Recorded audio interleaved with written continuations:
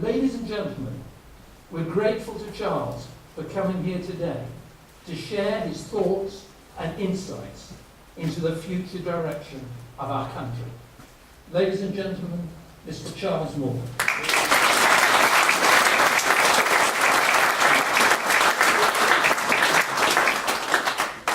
Thank you, Mr. Chairman. I'll stand up for the sake of audibility, if that's all right. I arrived in Birmingham this morning, and I went into my hotel, and as I opened the door, I couldn't get through the door, and in the bedroom, and a nice man said, "Oh dear, the ceiling's come down, and I'm mending it." And we weren't really supposed to come in at this point. And then he looked at me, and he must have recognised me from the newspaper or something. He said, "Is it going to be hard or soft Brexit?" And I was ready with the sort of rigmarole of, these aren't really all the right terms, but I thought I'd better get straight to the point. So I think it should be hard. Though I agree with what Jamie says, that it's one doesn't really need these adjectives. And he said that the man mending the ceiling said, yes, it's got to be a divorce, hasn't it? And I'm struck by this because it's part of this point about this whole referendum that actually issues did cut through. You will remember that lots of people early on in the referendum campaign kept on saying, we don't know about this. What's it all about? Please tell us. And of course, in many ways, very few of us actually know what it's about in the detail. But people did come to understand what the issues were. And on the basis of those issues, despite all the complication, people could see actually pretty clearly what it was about. And there was, as Jamie said, some sort of inverse class relation. So on the whole, the better educated people were more wrong. Than I isn't say decrying education, but I think Lord Salisbury mentioned somewhat. He did say that when the great men have ideas, the little men get the headache. What he meant was that, well, you can see what he meant. And I think that the sense of that this is our country and our democracy depends on the fact that we have that ownership of our country is a very real thing. And there's produced what, never forget, it's important just to remind people, is the biggest single vote for anything in the whole of our history. 17.4 million. There's never been, even the very, very high vote to stay in 1975 is smaller than the vote to get out in 2016. And I join with what others have said about congratulating all of you for your efforts over the years, which of course, as your name reminds us, begins with the Bruges speech. And I think if you go back to the Bruges speech, you can see how much things have moved. And so what I'm going to say today is, I'm going to do something which is always quite annoying in speech, because I'm going to be quite tentative in a way about my conclusions. But I'm also going to be, which one hasn't always been in the great European story, quite optimistic. Because I think of one very important thing. When Mrs. Thatcher was trying to resist all sorts of European changes, and wrestling with the whole problem, and trying to work out whether she was pro-European or whether she had to be anti-European, started as fairly pro-European. One of the things that made her task so difficult is the sense of which way is the world going? What's the great sort of movement in affairs? How does the ratchet turn? And the founders of the European Union, very sensibly from their point of view, understood this very well, and they understood they had to create a ratchet that would keep on. That's why they use phrases all the time like ever closer union. They always want to talk about a process, and a process that would only go one way. And that's why they always talk about, you must keep bicycling because you'll fall off if you stop, or you must be on the train or on the boat or whatever.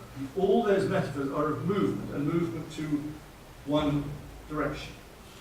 And when Mrs. Thatcher was starting to resist all of this, which she really did start to do very strongly in the late 1980s, people kept telling her that this was silly for this. She was silly for this reason.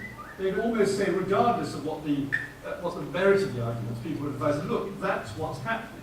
This is the way the world is going.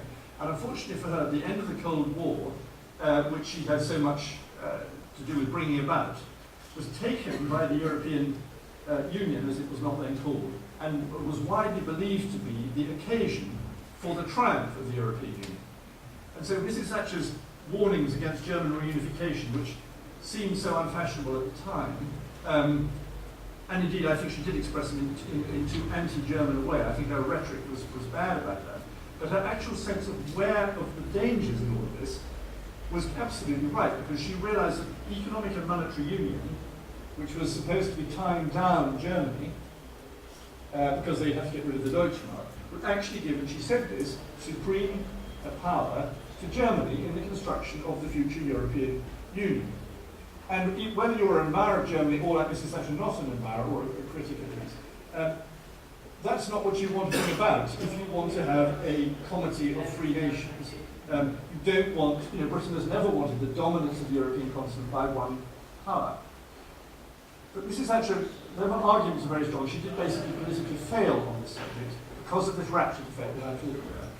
And all the time since then, what those of us who are sympathetic to, or worried about the trends in European Union, is to think of ways how could you stop the ratchet, how could you reverse the ratchet. And we did actually start to have in Britain a bit of success, because the key thing, I think, was the first serious calls for referendum. Going right back to Jimmy Goldsmith and all of that, because once, and that, Jimmy Goldsmith was not very important politically in a way, and his party didn't do particularly well. But what he did was, by doing what he did, he made all the other parties commit to a referendum on the single currency.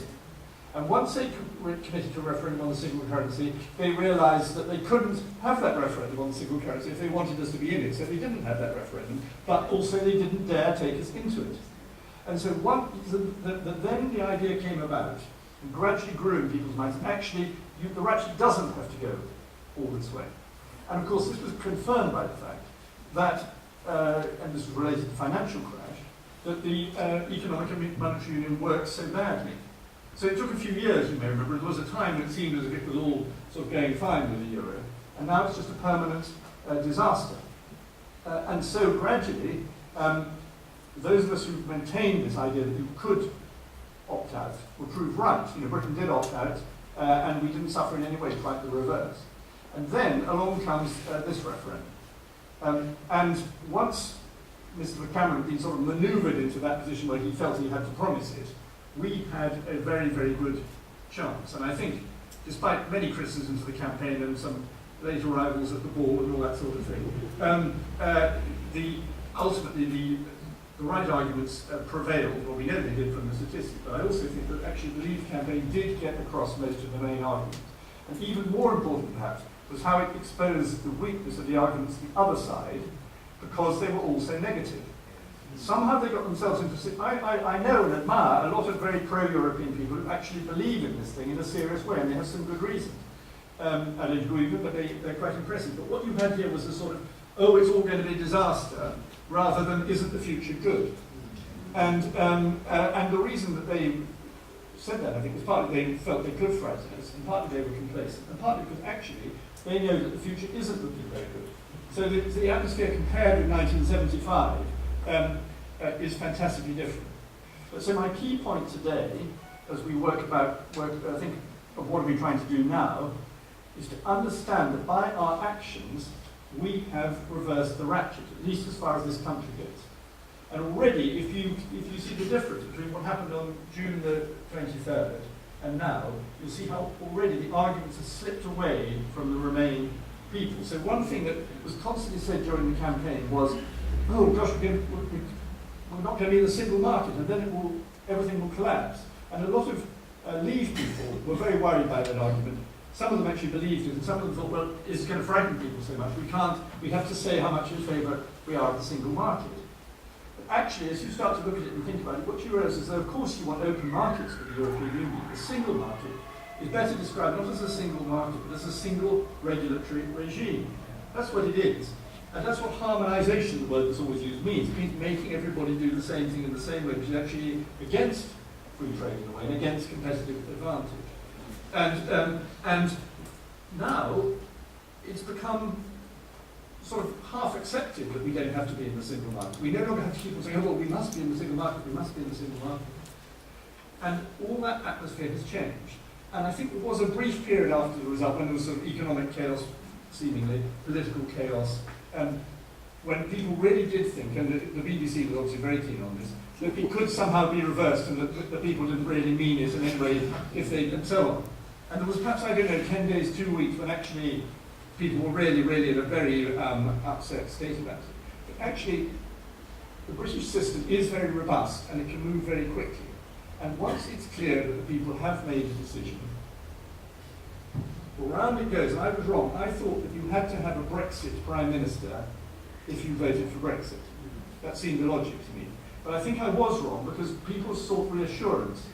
And actually, it's very good to have everybody's finger dipped in the blood, if you see what I mean. And so to have Mrs May, who was a tepid Remainer, is actually, I think, in many ways a good thing because you widen the tent and you make everybody, and you add respectability to what otherwise some people still believe is a cranky court. And I do think that what she said yesterday is essentially the right thing to say at this point, because she's getting down to the nub of the matter, and it is the nub of the matter that matters. She's saying that she's saying we have voted, and what we voted for is to take back control of our borders and our money and our laws. And once you do that, once that's stated, then the negotiation is incredibly complicated, but the purpose of the negotiation makes itself clear. And this will tend to mean that the actual acts in the negotiation are well constructed. Because one of the reasons that David Cameron's negotiation didn't work, the so-called deal that he went for, was because he didn't know what he was really negotiating for. Because what it was in his head was like a magician's trick that would make, he genuinely wanted changes in the European Union. Most of the changes he wanted were sensible. But what was going on in his mind is, how much can I get that I will get the vote I need, rather than, will I actually get reform, which is really going to make a difference? And as soon as that's clear to the voters, they tend not to believe it. And as soon as it's clear to the fellow member states, they tend not to give him what he wants, because they think he's weak. They think he's not in a strong negotiating position. And since they don't want to give him anything, if they get the sense that they can give him very little, they'd rather give him very little than a great deal. And that's what happened. And so I think that's a very instructive comparison. We could, as long as we go into the current negotiations thinking, oh dear, we might lose what people keep calling access to the single market.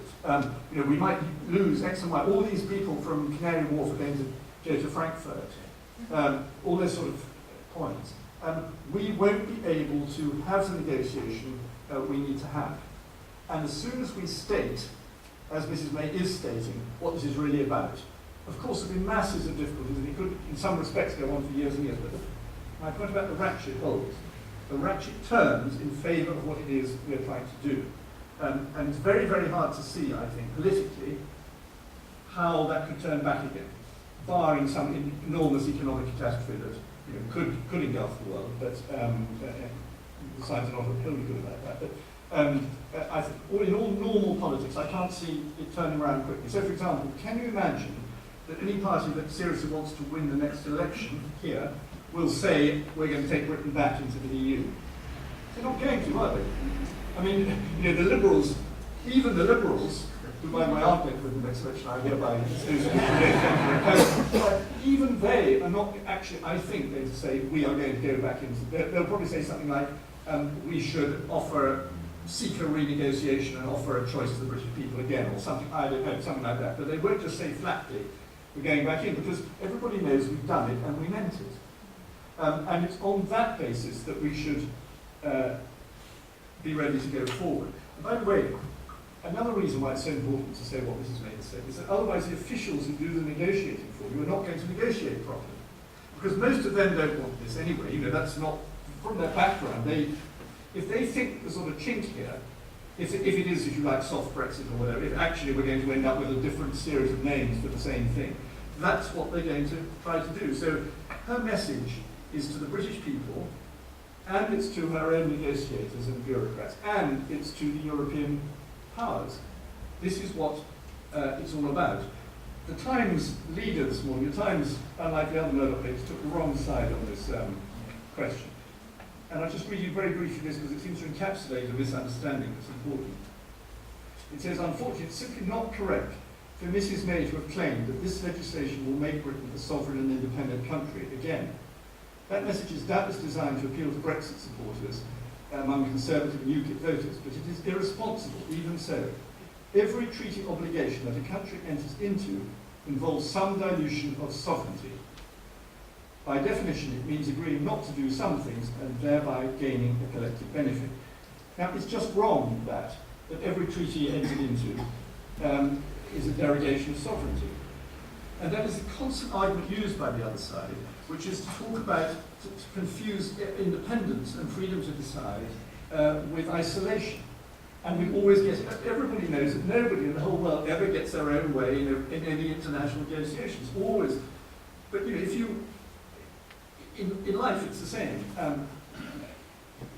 If you can negotiate about buying a house, and it doesn't mean that you, in some sense, don't buy the house, don't own the house. If you, it's understood in international relations, if you are a country with its own polity and its own laws, that is the best position from which to negotiate. That's easier to make a deal and to make the deal stick, and to sign a treaty and make the treaty stick if everybody knows that it goes back to a rule of law within a country and a democracy within a country. So that has to be banged into people's heads. Because otherwise they're going to keep on saying that all this is based on a fiction, and it's absolutely not a fiction. It's a key reality, it's a political reality, but it's actually also a reality about how to make the agreements you need to make. So I'm telling you really that, sounds dangerous thing to say, but we're not over a barrel in the negotiations, and that things are going our way. Now I want to qualify that very strongly, having just said it, because it doesn't mean that it will be at all easy. And I'm sure there will be various things over the years of negotiations which we lose out of that, or where we feel that we have to concede things, as in all negotiations, which we don't particularly want. A prime one where we need to think hard, I think, is immigration. If we recover the control of our borders, we will recover control over immigration. It will not necessarily follow from that, and it perhaps shouldn't necessarily follow from that immigration will come right down.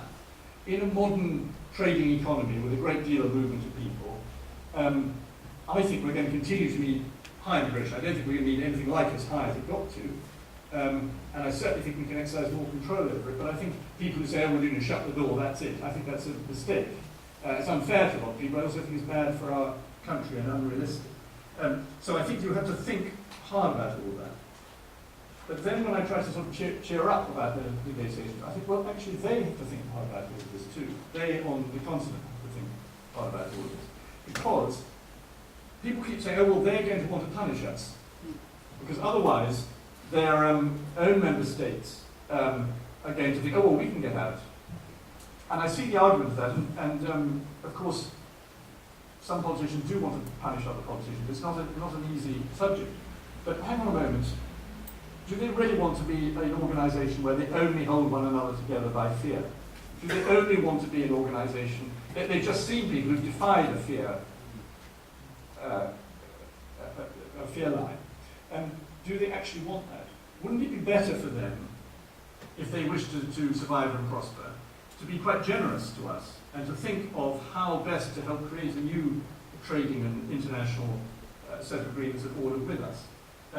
And I'm not sure which side is going to win on that, but for example, I noticed Mrs. Merkel's rhetoric is much more sensible about that than, say, Jean-Claude Juncker is. Because what he's doing is he's really seeing his sort of Brussels empire falling apart, whereas she is the leader of a country. And so she sees the importance of a country being able to do proper deals with another country. Doesn't mean it won't be difficult with Mrs. Merkel, but I think you'll see the way I'm going. So, and if you think that people say there are these 4 freedoms, the great 4 freedoms that I've only recently read actually that the EU is built on, but they are in the treaties, of course, freedoms of goods, services, people, and capital. And therefore, we're not going to be able to make deals about any of those things if we won't be able to preserve those freedoms with the European Union. Well, first of all, let's remember that we have to think of the whole world, not just the European Union. And secondly, I wonder if it's really true that it's so impossible to reach any agreement on all this. For example, on the vexed question of migration, how happy are the other members of the European Union that they have free migration in the way that it now exists? because the bit of the argument here is the difference between free movement of labour and free movement of people to come at any moment for any reason and to take welfare. And it didn't used to mean that. Free movement of labour used to mean labour. It meant you could come if you had a job. It didn't mean you could bring all your family and you could live off the welfare as and when. And so free movement of labour wasn't such a big issue about the EU, when we voted in 1975, for example, because as we expand, more and more people come, the world becomes more mobile, and above all, the European Court of Justice builds up more and more huge number of rights that everybody acquires, then it becomes a very different matter. I wonder if we might not be knocking at an open door when we start to suggest that things could be a bit different about that.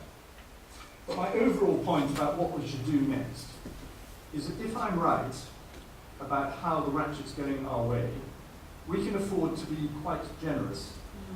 It's not frustrating today when there's when there's one of us and 27 of them.